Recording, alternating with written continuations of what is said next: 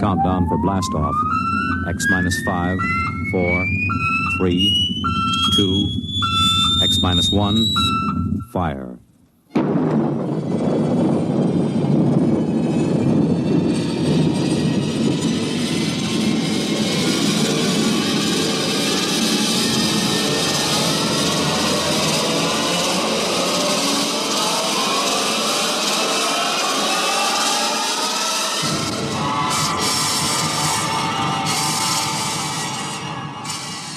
From the far horizons of the unknown come transcribed tales of new dimensions in time and space. These are stories of the future, adventures in which you'll live in a million, could be years, on 1,000 maybe worlds. The National Broadcasting Company, in cooperation with Galaxy Science Fiction Magazine, presents X minus 1.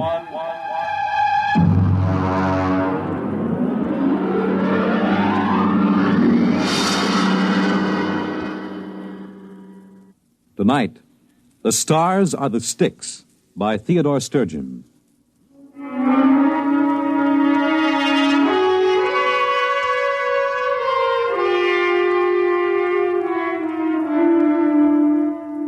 They call me Karen. It isn't my real name, but it suits my job. Karen, you may remember, ferried dead souls across the river Styx of Greek mythology. I ferried dead souls from the planet Earth out into the unknown of space. My little satellite station is known as Curbstone. I've been here for 20 years. Yes?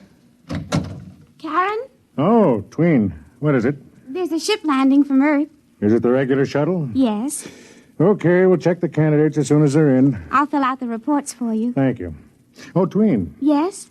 Close the door a minute, will you? I want to talk to you. Yes. How long have you been here on Curbstone? Oh, I don't know. I think 2 years. Approximately. And you've been helping me here in the office for almost a year and a half.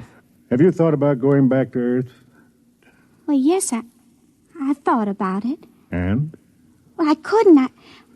I'd rather die. I just don't seem to belong there. You'd rather stay here and wait? Yes. Even though you may never become certified for space? One day it will happen. Perhaps. I almost hope it won't. Oh, don't say that. Well, the shuttle should be coming in soon. Maybe this trip there'll be somebody aboard for you. I have a feeling there will be.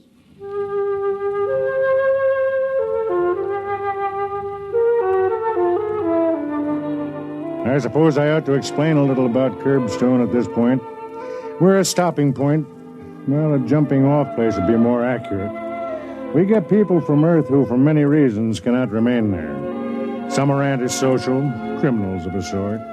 Some are misfits, individualists who cannot adjust to the rigid standardization. Some are just different, people who are physically different and who have been ostracized as a result. And a few are poets, those who have souls too big for the confines of Earth. They come to Curbstone and wait to be certified for space. And it's my job to send them out. They're waiting. How many of this trip? 2 men and a woman. One of the men... Yes? Nothing. Oh, I've known you too well to be fooled. Why, you're practically glowing. Did you speak to him? No. But you think perhaps he'll be the one to choose you? Well, I think perhaps... the way he looked at me. How? Well, he didn't think there was anything funny about me. He just looked. There is nothing funny about you. Oh, you're trying to be kind. You should know me better. I'm the original Billy Goat Gruff. Oh, I do know you better. You have a kind heart. Enough of that. Ask him to come in. One at a time.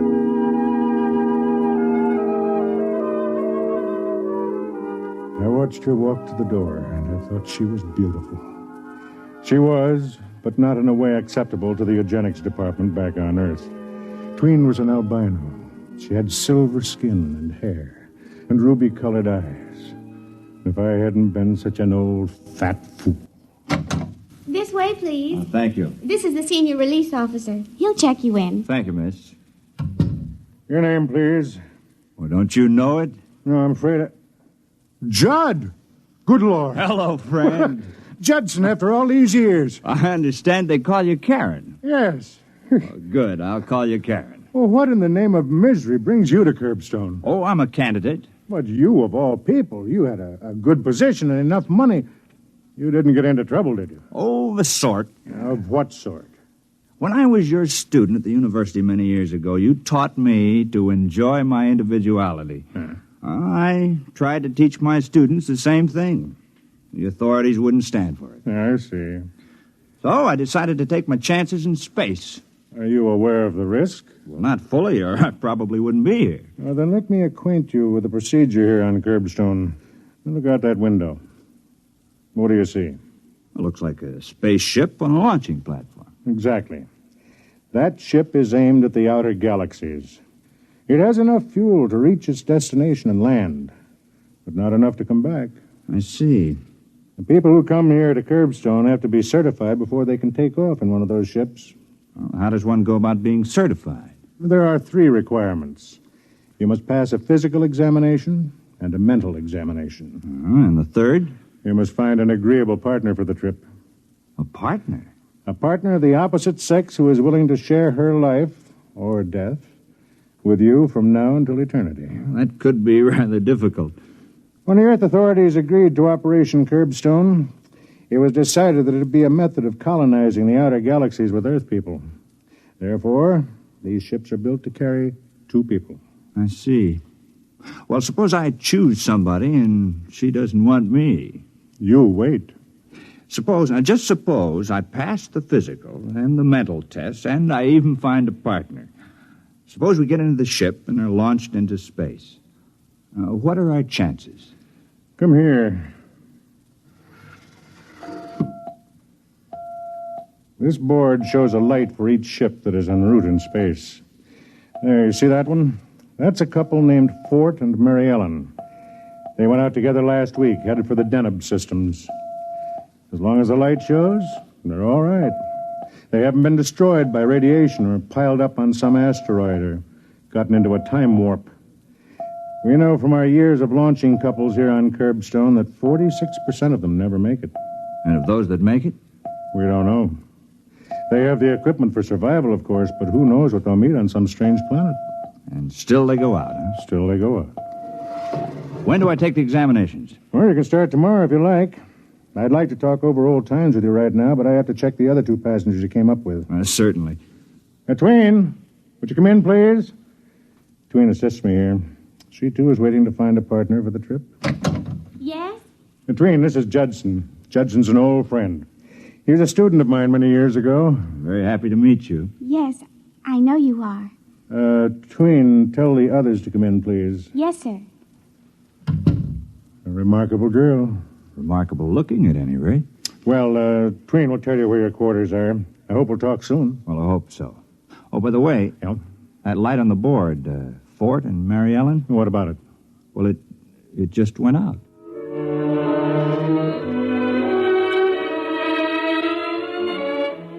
I was happy to see Judson. My memories of our association were pleasant ones. As he left, the other 2 passengers came in. The man was young, dark-haired, and slick-looking. His name was Wald. The woman, well, she takes some describing. Her name was Flower.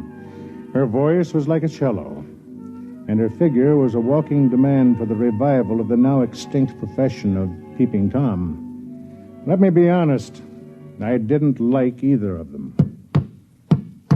That takes care of your documents. How long will it take us to be certified? Well, that depends. If you pass your test, it can happen in a week. And suppose we don't pass our tests? You might be here a year, 2 years. There's no limit. You can keep taking the test, or you can return to Earth. Earth? Oh.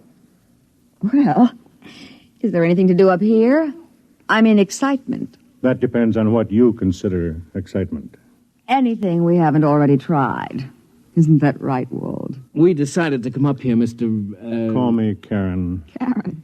How quaint. Anyway, we decided to come up here because we were bored with the routine on Earth. You're aware of the risk involved? You mean we might not make it? Well, that's life, isn't it? Well, for some. For others, it's death. I don't like that kind of talk. You'll attend an orientation session tomorrow. I'll have my assistant show you to your quarters. Twin, Yes? come in, Twin. I want you to meet Flower How do you do? and Wald. Well, Curbstone is exciting already. Something different, darling? Oh, shut up. This is Twin. She'll show you where you live. Oh, a pleasure. A distinct pleasure.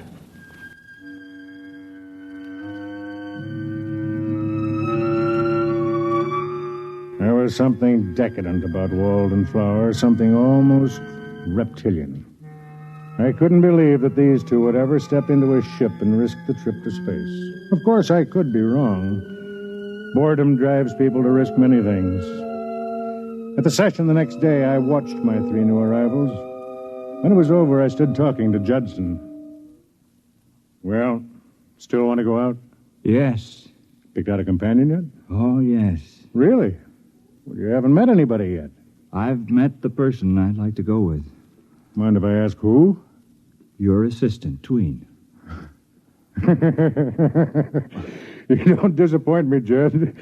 I fell in love with her the first time I met her, too. I haven't even talked to her yet, except to say hello and where's the commissary, but there's a quality about her like, well... Like a cool breeze on a hot summer's day.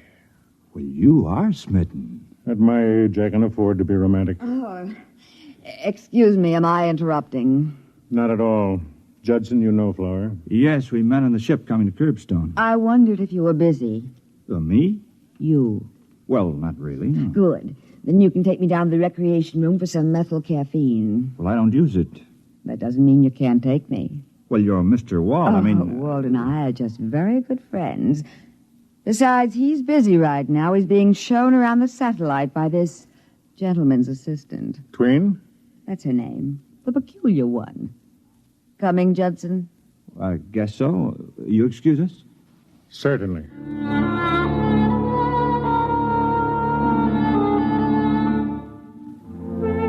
When I saw Tween the next day, there were stars in her eyes.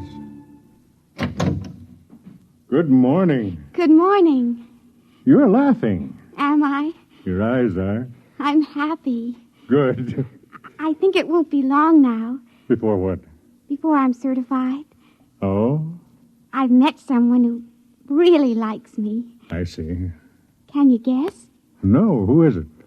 Well, you know the dark-haired young man who came in yesterday with your friend Judson? Wald? Mm-hmm. We went down to the ship together, and he asked a lot of questions about it, and then we started to talk about us. He says he's wasted his whole life flitting from one diversion to another. Really? Now he says he's looking for something with some meaning. You like him? He isn't afraid of me. He doesn't see anything wrong with my being different. I thought he was with Flower. Oh, he says he and Flower travel together because of habit. They're both bored and looking for something. Or someone. Well, as long as it makes you happy. He kissed me. Do you know that no man has ever kissed me like that? You enjoyed it? Oh, yes. Did he say anything about going out into space with you? He said he could think of no one he'd rather go with. And when is he going to sign the certification? Well, he felt we ought to get to know each other better. For a while, anyway. He's right, don't you think? Yes, I think it would be better. Karen, Yes? I love you very much. Why did you say that? Well, because it's true. I mean, there's something so kind and understanding about you. Don't let it fool you. Underneath, I'm the same as anybody else. No, I don't believe it. Why, they picked you for this job because you have such compassion. You could never hate. Could you? I don't know.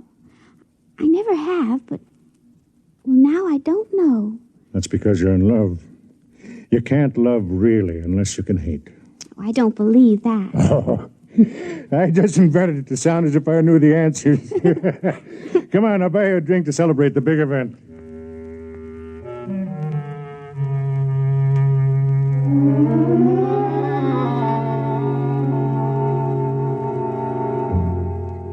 watched her sip the drink, the tones of her skin coming and going with the pulse of her blood. I thought to myself, you're going to be hurt, Twin. You're going to be terribly, terribly hurt. And I wondered if perhaps she didn't know it. Well, Tween, another couple out into space. Maria and Clint. Will you record it and have another ship brought up to the launcher? Tween. What? Oh, sorry, I was thinking of something else. Wald? Sort of. How long has it been now? 3 months. Long time, huh? Well, he wants to be sure. And you? Are you sure? Oh, yes. Nothing to do but wait, then. I have to go over to the hull division. Will you take over? Yes.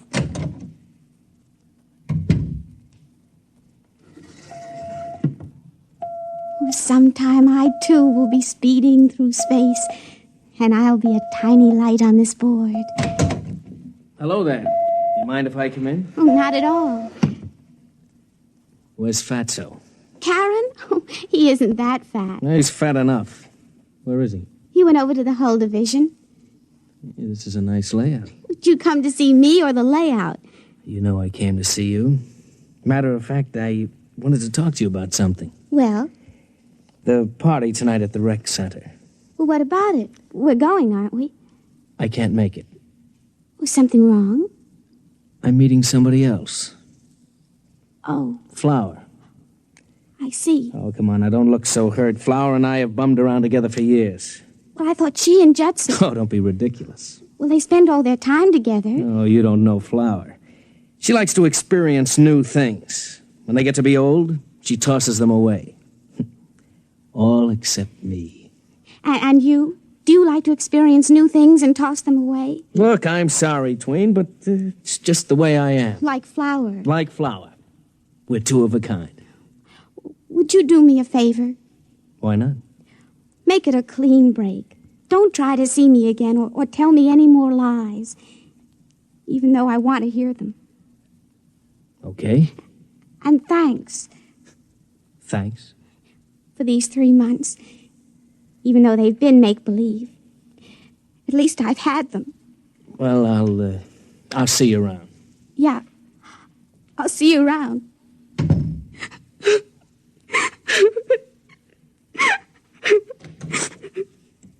Hey. Oh, Karen. Karen. Oh, no. Just let him flow. He doesn't care about me. He never has. I know. And he's going back to Flower. I know. I saw him leaving. What'll I do? He's the only one who ever wanted me. No, not the only one. Now there are two of us.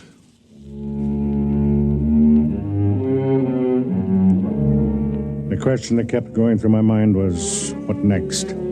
How long was Walt going to hang around Curbstone before he decided to go back to Earth?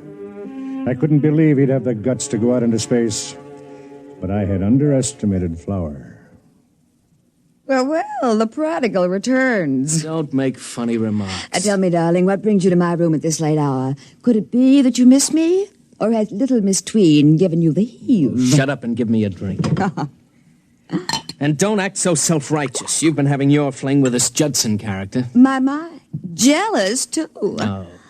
I thought you and I agreed a long time ago we'd never make any claims on each other. That was a long time ago. Frankly, I'm getting bored with this satellite. Let's go back to Earth.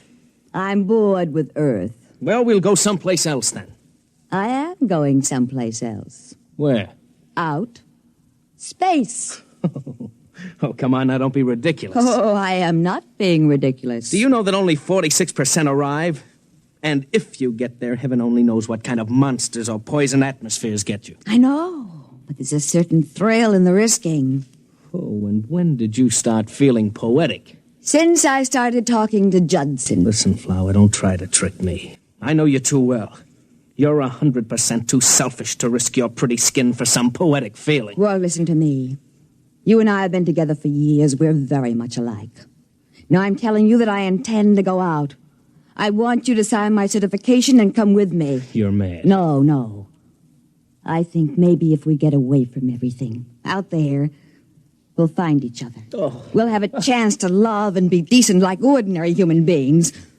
Oh, Walt, don't you see? We've been destroying ourselves for years. We're getting older now. Please. Please try to see it. A clean start, a new life, huh? Well? This fella Judson has really been filling your ear, hasn't he? He's a kind person. He doesn't think I'm well, worthless. You kill me, girl. Walt, will you come with me? No. If you want to wreck yourself, go ahead. And who, pray tell, thinks enough of a cheap character like you to sign her certification? Judson. What? He said he would go out with me. And I intend to go.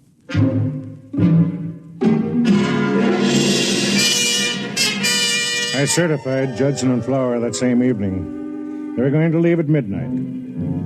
I was working late. Come in. Well, Flower, I thought you and Judson... We're not going. At least, I'm not. Oh?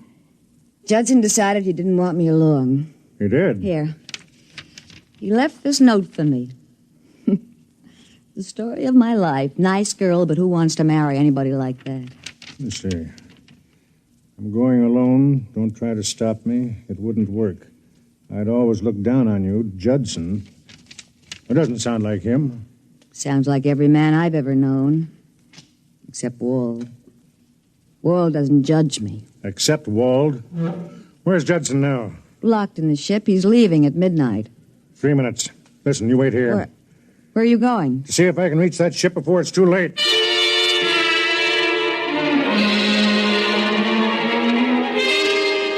A man of my size and age shouldn't run, especially when he has a bad valve in his heart. But I covered the distance to the takeoff ramp like a track star. As I hit the edge of the ramp, I heard Tween's voice screaming at me from the control tower. Karen, look out! You'll burn! Karen! Look out! Karen! I reached the door just as the rockets were beginning to warm up inside the ship. There wasn't any way to get in except to blast. There's only one way to stop a ship from taking off once the combustion chambers are operating. You have to get the dampening rods into the chambers and stop the chain reaction. It took a lot of beef, but I've got a lot.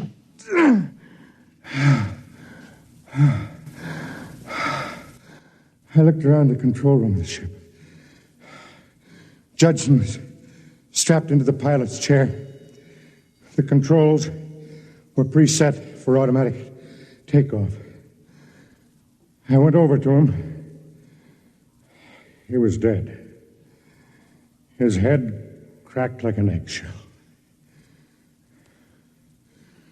Judd, I know you can't hear me, but I swear to you, I'll get the one who did this. Really? Don't move. I have a gun on you. Wald, you're a pig. You're a living human pig. Thanks for the compliment. To take the life of a man whose only act against you was that he wanted to help Flower? I can't afford to lose Flower. Don't you think you've lost her already? Not at all. She thinks Judson is going out into space without her. Oh, I knew he wasn't capable of writing a note like that. It doesn't matter. Just how do you expect to get away with this? Quite easily.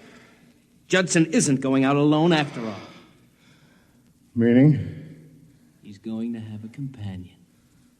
You. It won't work, Wald. Once the ship is headed for the stars, there won't be a shred of evidence. Okay. You've got it all figured out. That's right. Now turn around. You have the gun. All I've got is this. Stop it! Drop it! Fat men can move amazingly fast, Walt. What are you going to do? Do? Nothing much. I'm just going to certify you, Wald. What? For a flight into space.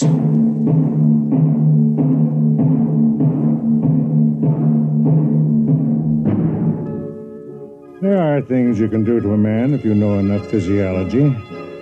Pressures on the nerve system that can immobilize him for hours. I did them to Wald. Then I set the controls of the ship again and went out.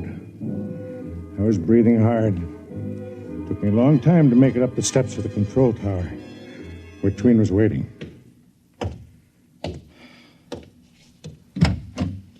Karen. Oh, Karen, I was so worried. I thought you'd be burned. And then when Wall went in... I'm okay. Let me sit down a minute. What happened? Nothing much. I had to stop Judson from leaving alone, that's all. But why? Well, Wald decided to leave with him. What? That's right. He finally repented. He knew that if he stayed around, he'd just make you unhappy again. And so he asked me to stop Judson until he could join him. You mean he did... Any second now. There go the engines. He had a spark of decency in him after all. I knew it. Yes. In a way, he's a sort of hero. The ship is trembling now. There they go.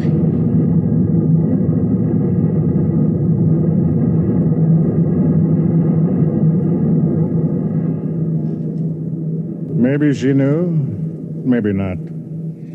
Anyway, she had loved a man, and now she could love another. She came over to me and leaned over and kissed my mouth. Her lips were cool. Then I knew that I could live with the viciousness of what I had done. When you're old and fat as I am, the kiss of a young girl can make you human again. They call me Karen. They forget what it feels like to be denied two worlds instead of one. And they forget something else, too. Karen was more than a boat pilot. He was an executioner.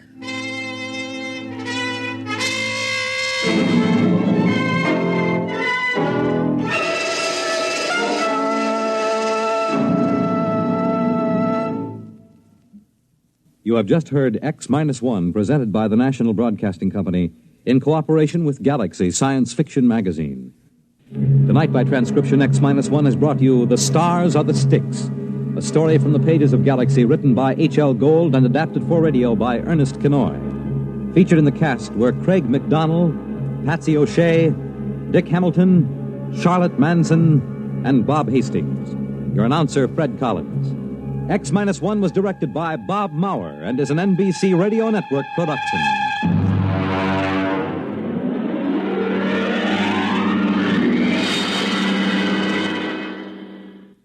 X minus 1.